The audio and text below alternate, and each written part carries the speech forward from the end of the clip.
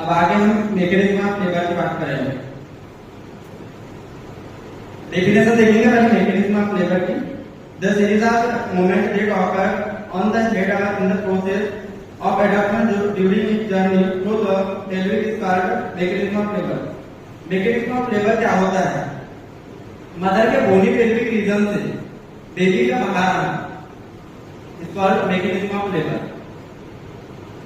अब हम पहले डायमीटर की बात करेंगे, उसके बाद में इसके जो प्रिंसिपल होते हैं मैकेनिज्म ऑफ लेबर के 9 प्रिंसिपल्स होते हैं मोमेंट के, उसको हम बात देखेंगे। पहले हम देखेंगे डायमीटर, फीटर डायमीटर।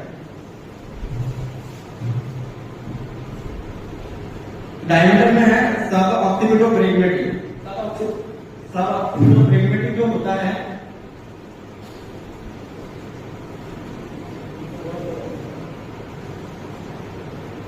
सब ऑक्सीपिटल प्रेगमेटिक होता है, सब ऑक्सीपिटल रीजन से प्रेगमा तक आएगा।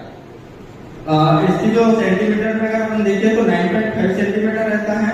इसमें कंप्लीट फ्लेक्शन रहता है जो वर्टेक्स पोजीशन में रहेगा। सेकेंड रहेगा सब ऑक्सीपिटल फ्रंटल। तो सब ऑक्सीपिटल फ्रंटल में सब ऑक्सीपिटल रीजन से फ्रंटल तक आएगा। इसकी सेंटीमीटर में 10 सेंटीमीटर 10 सेंटीमीटर रहता है। इसमें फ्लेक्शन रहेगा, वर्टेक्स इसमें रहेगा।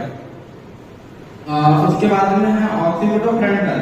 ऑक्सीपिटल रीजन से फ्रंटल तक जो आएगा उसमें 11.5 सेंटीमीटर रह जाएगा।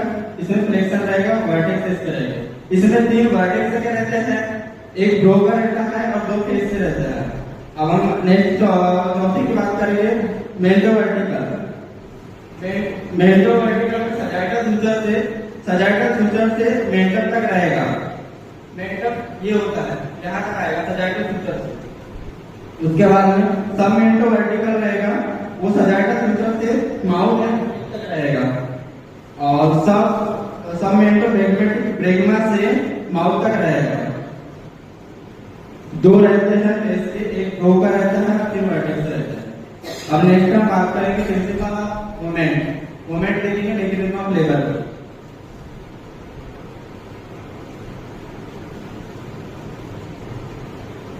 इसमें 9 प्रिंसिपल्स हैं मोमेंट के। फर्स्ट है engagement, descent, flexion, internal rotation, crowning, extension, restitution, external rotation, expulsion of the trunk. First engagement समझेंगे।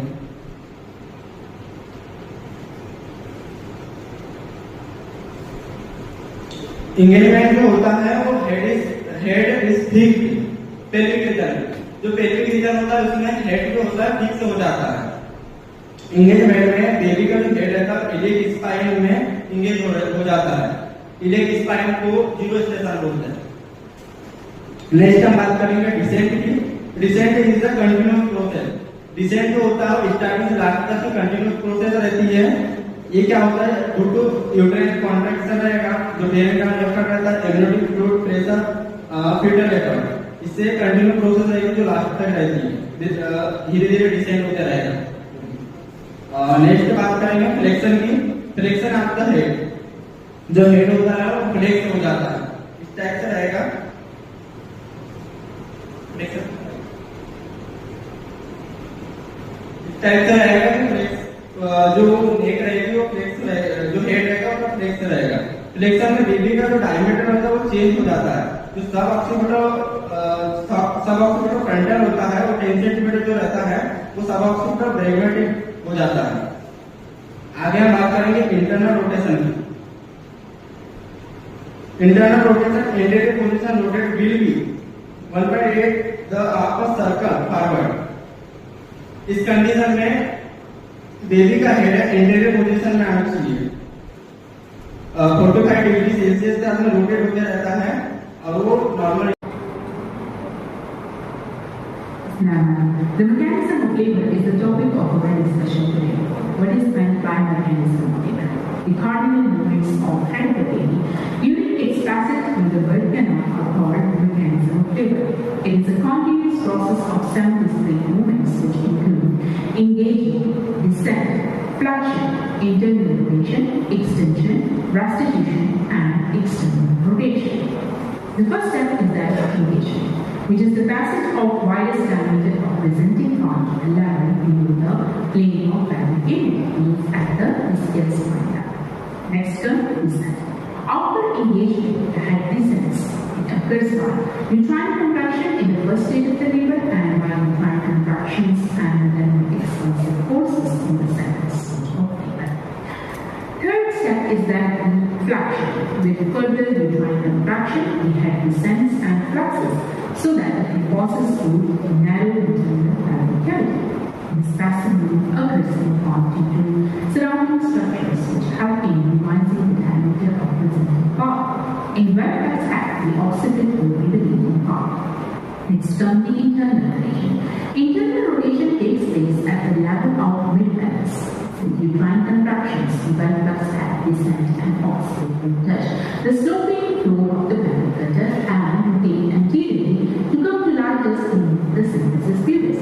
This is called the internal rotation of the head, which occurs at the level of ischial spine. So, internal rotation is 90-degree anterior rotation of the fetal head.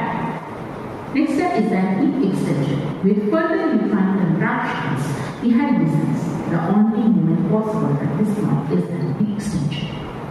Now we will talk about the crown. With uterine contractions and internal expulsive efforts, the head extends and descends the body. This is called crown. At this point, an episiotomy incident has to be given for the body. With further extension of the head, occiput act as fulcrum and chin and mouth sweeps in front of the pelvis and head delivers. Next stage is that the restoration. Now the head aligns itself with the shoulder, which are oblique and engaged by movement through 1/8 of the circle, and this movement is called restoration. So restoration is 45-degree posterior rotation of the fetal head. Next stage is that the external rotation. Shoulders anchors the pelvic inlet in oblique direction and rotate the line in anterior-posterior diameter at the outlet. This internal rotation of the shoulders is exhibited externally by movement of the head to further 1/8 degree of the circle, and that is called the external rotation. So external rotation is further 45-degree posterior rotation. Next comes the expulsion. Anterior shoulder will be delivered by slight downward traction and posterior shoulder in opposite direction. Rest of the baby will be delivered in the same or successive contractions. Now let us summarize the whole mechanism of labor. Here is a summary of all the coordinate movements of the head during labor. All those time display movements include first of all engagement, which is the passage of widest diameter of presenting part to a level below the plane of pelvic end. Next comes the descent. So after this engagement, the head descends. It occurs by uterine contraction in the first stage of the labor and uterine contraction and internal expulsive forces in the second stage of the labor. Third is that the flexion. So with the further uterine contraction, the head descends and flex so that it will pass through narrow internal pelvic cavity, and this passive movement occurs in part due to surrounding structures which help in minimizing the diameter of the presenting part. Next comes the internal rotation, which takes place at the mid-pelvis. So with the uterine contraction, the pelvis head descent and occiput will touch the sloping pelvic floor gutter and rotate anteriorly on the largest beneath the symphysis pubis. This is called the internal rotation. Next is that the extension. So with the further uterine contraction, head descends and only movement possible at this point is that the extension. Next stage is that the restitution, in which head aligns itself with the shoulders, which are oblique and pelvic inlet by movement through 1/8 of the circle, and this movement is called restitution. The last step is that the external rotation, when shoulders enter the pelvic inlet in oblique diameter and rotate to lie in anterior posterior diameter at the outlet. This internal rotation of the shoulder is exhibited externally by movements of the head through further movement of the circle, and that is called external rotation. So thank you so much. That was all about the different coordinate movements during labor. Subscribe on Sunshine Love.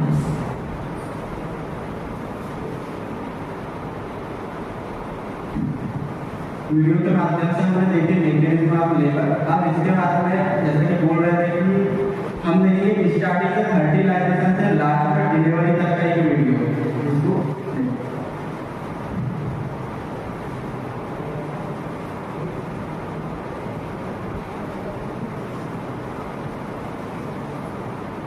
आप मैं हम सभी की शुरुआत केवल 2 कोशिकाओं से 2 कोशिकाएं और एक जनक और बस 9 महीने कोशिकाओं के जुड़े से हम अरबों कोशिकाओं में विकसित हो गए और हमें शिशु कहा जाने लगा।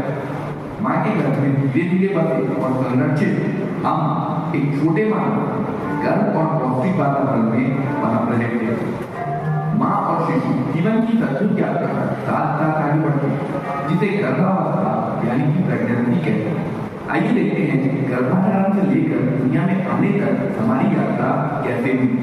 पिछले 32 घंटे करीब 14 दिन बाद हर बार की तरह इस बार की उंगली में से एक अंडा बाहर निकलता और फैलोपियन ट्यूब के अंदर चला जाता। पर ये अंडा बेहद खास क्योंकि करोड़ों शुक्राणु इसकी खोज में लगे हुए। मनुष्य बनने की दौड़ में हर शुक्राणु अपने प्रतिद्वंदी से आगे रहना चाहता था, पर इन करोड़ों शुक्राणु में से कोई एक ही शुक्राणु अंडे की परतों को भेद कर अंदर जाने में कामयाब हो पाता। शुक्राणु के अंदर जाने के बाद इस अंडे को अब जाइगोट कहा जाता है और इस घटना को गर्भधारण यानी कि कॉन्सेप्शन, और यही वो घटना है जहां से हमारी शुरुआत हुई। अगर लॉजिकली देखा जाए तो कॉन्सेप्शन के बाद ही मां को गर्भवती माना जाता है, पर आमतौर पर डॉक्टर सुविधा के लिए गर्भावस्था के दिनों की गिनती आखिरी माह के पहले दिन से ही शुरू कर देते हैं। पर असल में गर्भधारण इसके करीब 14 दिन बाद माँ और शिशु की यात्रा करीब 9 महीनों तक चलती है और इस 9 महीनों को 3-3 महीनों की अवधि में बांटा जाता है जिसे तिमाही यानी कि ट्राइमेस्टर कहते हैं। अगले कुछ दिनों तक ये जाइगोट फैलोपियन ट्यूब के रास्ते से गर्भाशय की ओर बढ़ता रहता है और साथ ही साथ 1 से 2, 2 से 4, 4 से 8 इस तरह से कई कोशिकाओं में विभाजित होता रहता है। वहीं फैलोपियन ट्यूब के दूसरे छोर से मां का गर्भाशय हर बार की इस बार भी अपने आप को गर्भधारण के लिए तैयार कर रहा होगा, ताकि अगर मां गर्भवती हो जाती है तो गर्भाशय शिशु का पोषण करने के लिए सक्षम हो। पर इस बार इसकी तैयारी बेकार नहीं जाने वाली क्योंकि जाइगोट बन चुका और अंततः ये दुर्घटने से चलते गर्भाशय में आ जाता और इसकी दीवार के अंदर हम जाते। अगर डॉक्टर के हिसाब से गिनती करें तो अब तक 4 सप्ताह बीत चुके होते। इसके अलावा ovary female sex hormone oestrogen और प्रोजेस्टेरोन भी रिलीज करती है। यह हार्मोन ओवरी को ये बताता है कि अब नया अंडा रिलीज नहीं करता और प्रेगनेंसी टेस्ट के लिए इस हार्मोन का पता लगाकर गर्भावस्था की पुष्टि करता है। इस दौरान मां को थकान, सुबह बीमार जैसा लगना जिसे मॉर्निंग सिकनेस कहते हैं, ज्यादा पेशाब होना और भावनाओं का बढ़ जाना महसूस हो सकता है। 2 महीने बीत और शिशु का हृदय धड़कने लगा और इसे अल्ट्रासाउंड में देखा जाता है। मस्तिष्क, फेफड़े और पाचन तंत्र सहित प्रमुख अंग अब तेजी से बढ़ने लगते हैं। शिशु के शरीर पर छोटे छोटे उभार दिखने लगते हैं। ये आगे चलकर हाथ और पैर में विकसित होने वाले हैं। आंखें, नाक और मुंह पहचानने योग्य हो जाते हैं और चेहरे के भाव बनने लगते हैं। तीसरे महीने में शिशु के हाथ पैर, उंगलियां और अंगूठे पहचान में आने लगते हैं और शिशु मनुष्य जैसा दिखने लगता है। त्वचा इतनी पतली होती है कि अंदर मौजूद नसों को देखा जा सकता है। मांसपेशियां और हड्डियां विकसित होने लगती हैं। बाहरी जलनांग भी बनने लगते हैं। बच्चा हिलना डुलना और उत्तेजनाओं पर प्रतिक्रिया करना शुरू कर देता है। सभी प्रमुख अंग मौजूद होते हैं और बुनियादी तरीकों से कार्य कर रहे होते हैं। दूसरी तिमाही यानी कि 4 से 6 महीने के अंतराल में शिशु के शरीर पर छोटे छोटे बाल जिन्हें ध्रुवों कहते हैं आ जाते हैं। बच्चे की इंद्रियां जैसे दृष्टि, स्वाद, स्पर्श, सूंघने और सुनने की क्षमता विकसित हो रही होगी। बच्चा अपनी आंख को खोल और बंद कर सकता है, अपना अंगूठा छू सकता है और आवाजों और स्पर्श के प्रति प्रतिक्रिया दे सकता है। इस समय तक मॉर्निंग सिकनेस आमतौर पर कम हो जाता है और मां अधिक ऊर्जा और प्रेरित महसूस करती है। गर्भाशय फैलता है और अधिकांश महिला में उभरा हुआ पेट ध्यान देने योग्य हो जाता है। हार्मोन के उतार चढ़ाव के कारण मूड में बदलाव और भावनाओं का बढ़ना आम बात है। गर्भावस्था की तीसरी तिमाही जो 7 से 9 महीने तक चलती है में शिशु का विकास तेजी से होता है और शिशु आकार और वजन में बढ़ता रहता है। आंखें प्रकाश को ट्रैक कर सकती है और उत्तेजनाओं पर प्रतिक्रिया भी दे सकती है। सुनने की क्षमता पूरी तरह से विकसित हो चुकी है और बच्चा मां की आवाज और संगीत पर प्रतिक्रिया दे सकता है। बच्चे के फेफड़े पूरी तरह से तैयार हो चुके होते हैं और अगर इस दौरान बच्चा जन्म ले लेता है तो उसके जीवित रहने की अच्छी खासी संभावना रहती है। गर्भावस्था विकसित होती है जो गर्भाशय के बच्चे को गर्भनाल के माध्यम से जोड़े जाते हैं। गर्भनाल विकसित हो रहे बच्चे को ऑक्सीजन और जरूरी न्यूट्रिएंट प्रदान करता है और बेकार चीजों को शरीर से बाहर करता है। गर्भावस्था के आखिरी हफ्तों के दौरान बच्चे का वजन बढ़ना और शरीर में फैट जमा होना जारी रहता है। जैसे जैसे बच्चा आकार में बड़ा होता है, गर्भाशय में फैलता है। यह खिलाफ मां के लिए कई तरह की असुविधाएं पैदा कर सकता है, खासकर पीठ के निचले हिस्से और पेट में दर्द हो सकता है। शिशु और गर्भाशय का वजन पेल्विक की हड्डियों और आसपास के टिश्यू पर तनाव डालता है, जिससे असुविधा होती है और कभी-कभी दर्द भी होता है। बच्चा गर्भ में एक छोटे अंतरिक्ष यात्री की तरह जो अंतरिक्ष यानी कि गर्भ में तैर रहा होता है। उसके बाद घूमने फिरने और खोजबीन करने के लिए कुछ जगह होता है। वो अक्सर इधर उधर मुड़ा रहता है और कलाबाजियां करता है। यह शुरुआती खेल का समय उसकी मांसपेशियों और जोड़ों को विकसित करने में मदद करता है। जैसे जैसे मां की गर्भावस्था आगे बढ़ती है, गर्भ में चीजें थोड़ी संकुचित हो जाती है। ये तब होता है जब बच्चा खुद को फिर से नीचे की स्थिति में लाना शुरू कर देता है और उसका सिर जन्म के रास्ते के सबसे नजदीक आ जाता है। इसे सैटेलाइट प्रोजेक्शन कहा जाता है और ये नॉर्मल यूनिक प्रसव के लिए सबसे अच्छी स्थिति मानी जाती है, क्योंकि इससे शिशु का सबसे चौड़ा हिस्सा होता है। इसके इसे पहले स्थान पर रखने से उसे जन्म के रास्ते से निकलने में आसानी होती है। बच्चे का सर नीचे होने से डायफ्राम पर दबाव भी कम हो जाता है, जिससे मां आसानी से सांस ले पाती है। हालांकि ये इतना सहज नहीं होता। कभी कभी बच्चा ब्रीच यानी कि पैर नीचे की स्थिति में या किसी अन्य स्थिति में भी हो सकता है, लेकिन डॉक्टरों के पास बच्चे को सिर्फ नीचे झुकाने के लिए प्रोत्साहित करने की भी तकनीकें होती हैं। कुछ मामलों में सिजेरियन डिलीवरी की भी आवश्यकता पड़ती है, जहाँ शिशु की स्थिति एक महत्वपूर्ण भूमिका निभाती है, वहीं उसका आंतरिक विकास भी उतना ही महत्वपूर्ण है। उसके फेफड़े तेजी से परिपक्व हो रहे हैं, वो सांस लेने की गतिविधियों का भी अभ्यास कर रहे हैं। शिशु का छोटा सा डायफ्राम और छाती कभी-कभी संकुचित और फैलते हैं ताकि वो बाहरी दुनिया में सांस लेने के लिए तैयार हो जाए। जैसे जैसे प्रसव की तिथि करीब आती है, एक मां अपने ऊपर भावनाओं की लहर महसूस कर रही होती है, उत्साह, घबराहट, चिंता और शायद इन तीनों का मिश्रण। पर ऐसा होना स्वाभाविक। ये समय रोमांच और अपने नन्हे बच्चे से मिलने की खुशी और मां बनने की जिम्मेदारी की चिंता से भरा हो सकता है। ऐसे समय में चिंताएं और परेशानियां होना स्वाभाविक। मन में प्रसव की पीड़ा और बच्चे के पालन पोषण से संबंधित प्रश्न हो सकते हैं, जिससे कुछ घबराहट हो सकती है। पर ये चिंताएं मां को भावनात्मक रूप से तैयार होने में मदद करती हैं। इस दौरान कभी-कभी खास करके गर्भावस्था के आखिरी हफ्तों में पेट में जकड़न और संकुचन का अनुभव हो सकता है और ऐसा लग सकता है कि प्रसव पीड़ा, लेकिन ये एक सही प्रसव पीड़ा नहीं हो सकती, जिसे ब्रेस्टॉर्मिंग कहा जाता है। हालांकि ये वास्तविक प्रसव पीड़ा की तरह महसूस हो सकती है, पर असल में ये गर्भाशय होता है जो अंतिम समय की तैयारी कर रहा होता है। समय बीतता है और अंततः प्रसव का समय भी आ जाता है। दर्द प्रसव की पूर्व निर्धारित तिथि या कुछ आगे पीछे शुरू हो जाता है, धीरे धीरे अधिक लगातार, लंबा और तीव्र होता है। प्रसव के पहले स्टेज के दौरान अक्सर गहन जकड़न या संकुचन महसूस होता है। ये आमतौर पर पीछे से शुरू होता है और सामने की ओर बढ़ता है। ब्रेस्टॉर्मिंग के विपरीत ये दर्द बच्चे के आगमन की तैयारी के लिए गर्भाशय के बाहर के रास्ते, जिसे सर्विक्स कहते हैं, वो धीरे धीरे फैलाना शुरू कर देता है। इस दौरान सर्विक्स पर जमा म्यूकस बाहर निकल सकता है और नाक को साफ पिंक रंग का रक्त जैसा बहाव निकलता देख सकता है। एम्नियोटिक है, इसे पानी की झिल्ली कहा जाता है। एक सख्त पारदर्शी झिल्ली होती है जो गर्भावस्था के दौरान बच्चे को घेरे रहती है और उसकी रक्षा करती है। बच्चे के जन्म के दौरान एम्नियोटिक झिल्ली होना जरूरी है। यह परिस्थिति के आधार पर प्रसव के दौरान कभी भी फट सकती है और अगर ऐसा होता है तो पानी बाहर आने लगता है, और अगर ऐसा होता है तो मां को तुरंत डॉक्टर के पास जाना चाहिए। लेकिन अगर अपने आप नहीं पड़ती है तो डॉक्टर एक उपकरण की मदद से इसमें एक छोटा छेद कर देता है। इस प्रक्रिया को एम्नियोटॉमी है। बच्चे के जन्म के दौरान शरीर में रिलैक्सिन नाम का एक हार्मोन निकलता है जो पेल्विक एरिया में मौजूद टिश्यू को पतला और लचीला बना देता है। दर्द एक फैलती रहती है और दर्द बढ़ता रहता है। बच्चा बाहर आ सके इसलिए 10 सेंटीमीटर तक फैलना होता है। ये समय मां के लिए सबसे दर्दनाक होता है और ये कुछ मिनट से लेकर कुछ घंटों तक चल सकता है। प्रत्येक संकुचन के साथ मां को बच्चे को ढकेलना होता है। बच्चे का गर्भ फैली हुई सर्विक्स के रास्ते से वेजाइना में चला जाता है और वेजाइना ही बच्चे के आकार के अनुसार फैल जाता है।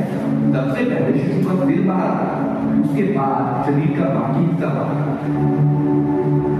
इसे वर्टेक्स प्रोजेक्शन कहा जाता है और ये बच्चे के जन्म के लिए सबसे आम और सुरक्षित तरीका है। शिशु के कंधे पैल्विक आउटलेट से घूमते हुए एक के बाद एक बाहर आता है। कभी कभी बच्चे का सिर या शरीर जन्म के रास्ते में फंस सकता है। इस स्थिति को शोल्डर डिस्टेंस क्या कहते हैं और ये बच्चे और माँ दोनों के लिए खतरनाक स्थिति है। इस स्थिति को रोकने के लिए डॉक्टर अलग अलग तकनीकों का उपयोग करते हैं, जैसे आपकी स्थिति बदलना, हल्का दबाव डालना या एपिजियोटॉम, जिसे आम भाषा में छोटा ऑपरेशन कहते हैं। इसमें डॉक्टर रास्ते को बड़ा करने के लिए एक छोटा कट लगाता है। कट लगाने के बाद माँ बच्चे को सामान्य तरह से धकेल कर बाहर निकाल देती है। बच्चा जब बाहर आ रहा होता है उसके सर पे काफी प्रेशर लगता है और इस प्रेशर के कारण सर का खिंचा हुआ आकार हो जाता है काम और कुछ ही दिनों ये अपने आप ही सही आकार में आ जाता है। जन्म के बाद डॉक्टर गर्भनाल को काटते हैं। ये वही नली है जो गर्भावस्था के दौरान शिशु को पोषक तत्वों और ऑक्सीजन पहुंचाया करती है। दोस्तों ये वीडियो आपको कैसी लगी कमेंट करके जरूर बताइए और अगर आप 3D एनिमेशन बनाना सीखना चाहते हैं तो आज ही इंजीनियरिंग